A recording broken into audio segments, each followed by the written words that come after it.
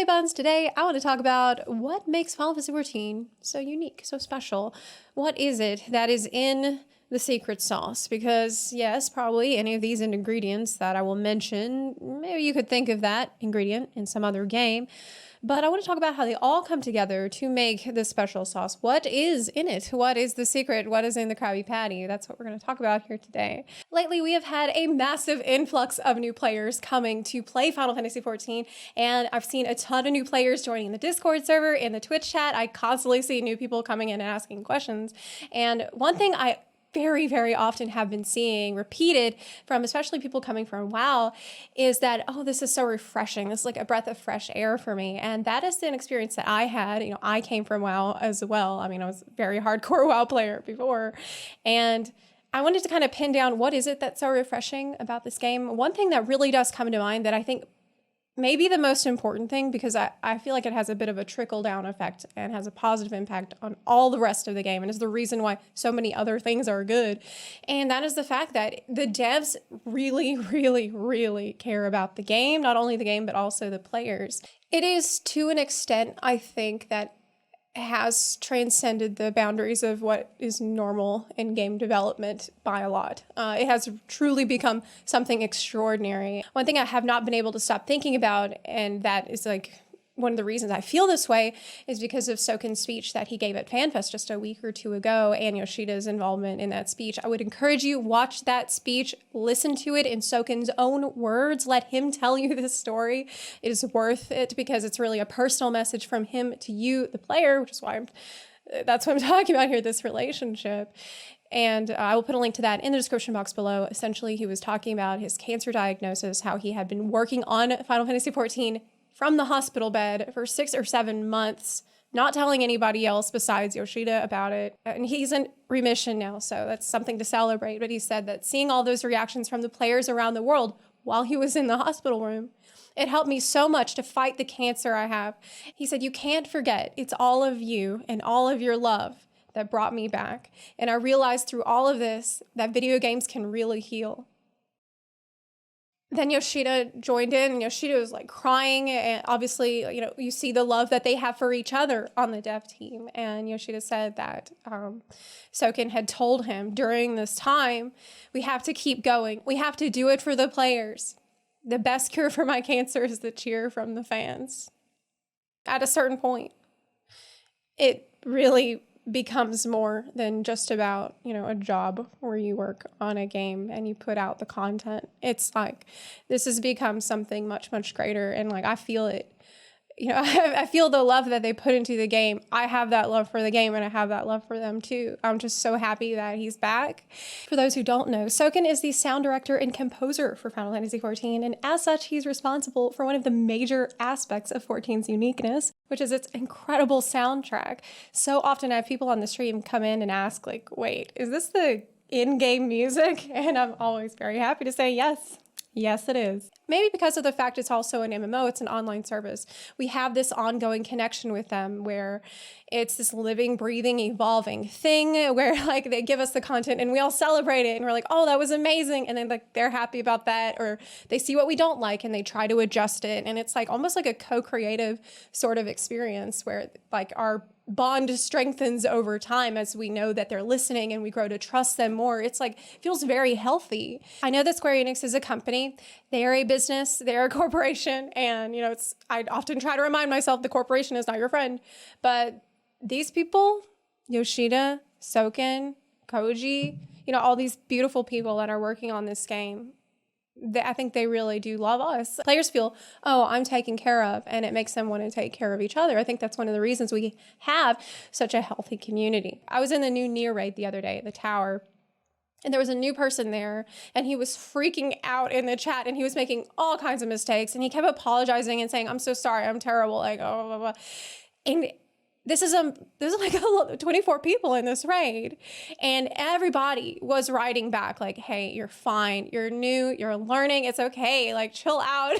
And I was like, not a single person said to this guy, yeah, you're bad, you should uninstall, or like just learn to play. Nobody said anything like that. everybody was just like cheering him on and like telling him to just relax a little bit. And that was super refreshing. So yeah, I mean, you feel the sense of belonging, you feel the sense of welcoming, being welcomed, I mean. And I really do think that that is a direct result of the way that the devs treat the players. I think that there's some kind of relationship happening there that leads to healthy relationships all around. And I know there's probably already somebody typing right now like, oh, but I had a really bad experience. There was one guy who was a dick to me. Yeah, obviously, we live in reality still. There's going to be some bad apples here and there, but no, I don't think that most people are like that. I think the majority of people are cool. I have to say that every single time I say the community is good, because there's always somebody like, good community, by the way. So, I said it, okay? I know. Good community, by the way.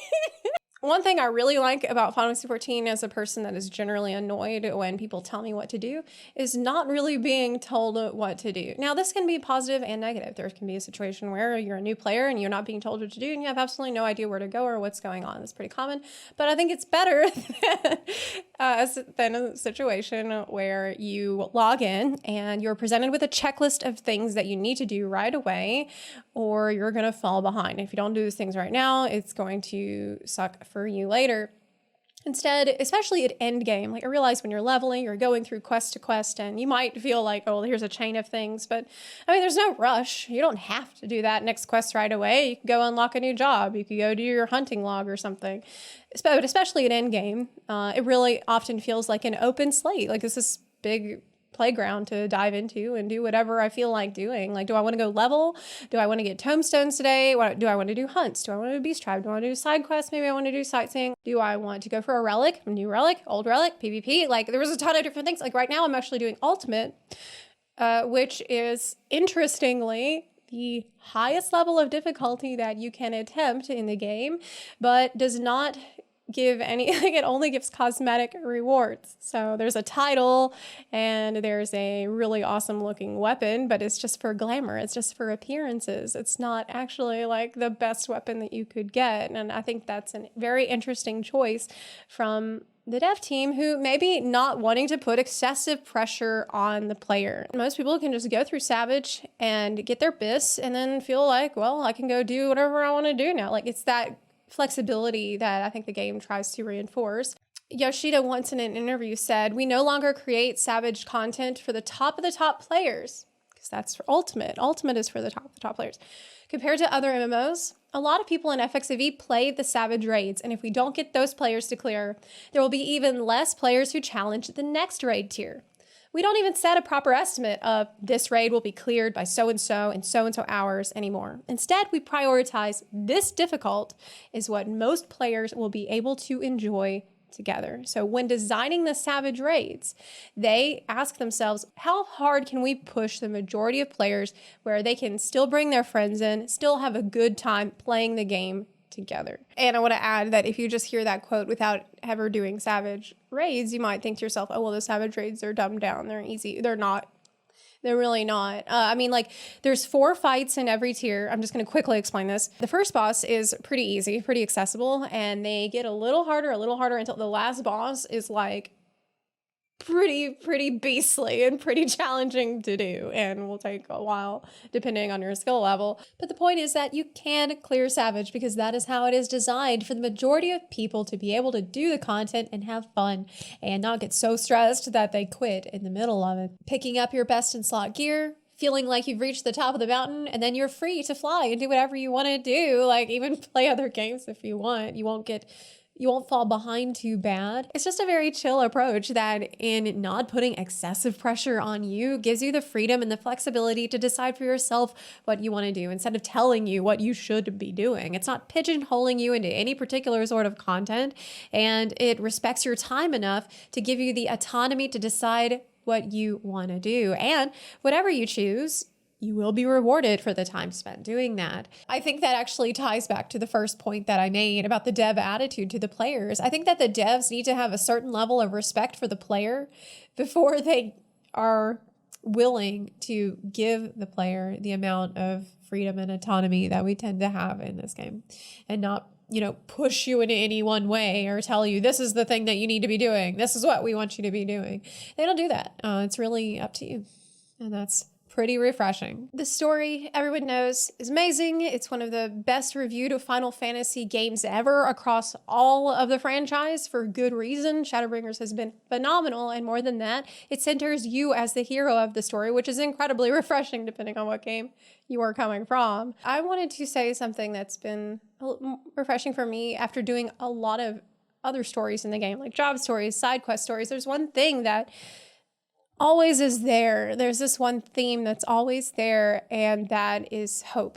I think that at its very core, that is what this game is about. I realize that not everybody knows the paladin guy in the trailer. Like, that's supposed to represent you, the player, your character in this game world as the hero of this story. And I feel like maybe the reason why the core of Final Fantasy XIV story is not just the main story, but a lot of stories is about hope, not giving up on people, is because it's sort of the story of Final Fantasy XIV in a meta way. Like, if you look back on 1.0, what a disaster it was, how everybody had given up on this game. I myself heard about it back then when I was still playing WoW and thought, wow, I heard that game sucks. I'm not going to play the game. And then, you know, we have Realm Reborn. We had Yoshida come in and change everything. And he believed, like, he had hope for this game. I mean, we've got a pandemic going on. We've got people at each other's throats constantly on the internet and everywhere else. And it's just very refreshing to be able to log in and hear a tale of hope, a tale where you don't give up on people easily. Can you tell me, like, what you feel has made Final Fantasy XIV stand out? And that can be good or bad. I know I've been pretty positive here because I'm feeling really positive about the game right now after the Bunny Boy announcement. Y'all, like, after the Male Viera announcement, I have been like a ray of sunshine about this game. I can't remember the last time I had a problem with anything. So, we'll see how long this lasts. But truly, let me know what you think is special to Final Fantasy XIV in the comment section down below. I would love to hear from you. And if you like this video, please consider supporting the channel on Patreon or on Twitch. You can also support the channel for free by clicking the subscribe button or by sharing this video with your fellow warriors of light. Thank you so much for watching, and I'll see you next time. Bye.